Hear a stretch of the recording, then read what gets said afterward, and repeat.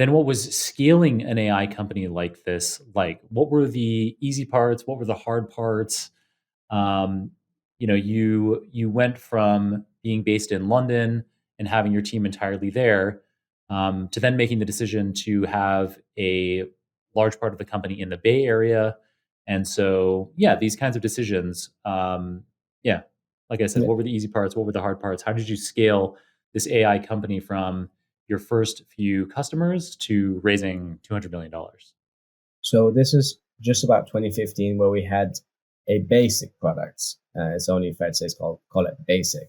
Um, and then, but comparatively, they weren't, it was still strong and better than alternatives. But compared to where we are today, it's fair to say it's quite of a basic version. Mhm. We straight away recognized that the US market is the one that you need to win. And we actually invited some of the key investors. At the time, they were mostly angel investors, to say, look, we want to do this in the US, and we need to because this is essentially a race for data, and we need Right. to be able to cover more and more IDs globally to build the best models, because it's not good enough just doing French IDs well and British IDs well. You need to be able to do the Maltese or the Indonesian or the Vietnamese and so on and so forth. So we said we want Mhm. the ability to sign clients that are global. And most of these global companies are based in the US, and they don't want to buy from a UK company. They want to buy from a US company.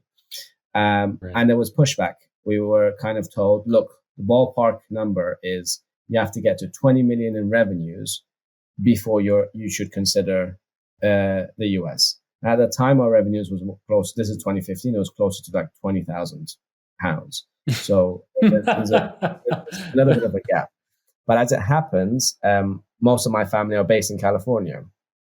And so Mm. we kind of launched in the US without telling the investors at the time. But it was a slow start. So 2015 was the first year we tried to launch in the US. Had the first team of about 3 people. And then 2016, 2017, 2018, just a very, very difficult path to coming out as a UK startup, trying to go through the same issue of like selling a security based product to US institutions. So it took a good 3-4 years, and it was 2018 when we actually broke into the US market, and we started to become respected as a scale up and started to win some of these very large brands, as well as ultimately the banks. But it took a long time. It took much longer cracking the US than it did even setting up the UK. But it was never Got an it. option. Like, we made it clear to everyone, like, basically, if we were told win the US and lose the rest of the world, or vice versa, without blinking twice, we'd say win the US. Like, not winning the US was never really Uh, an option.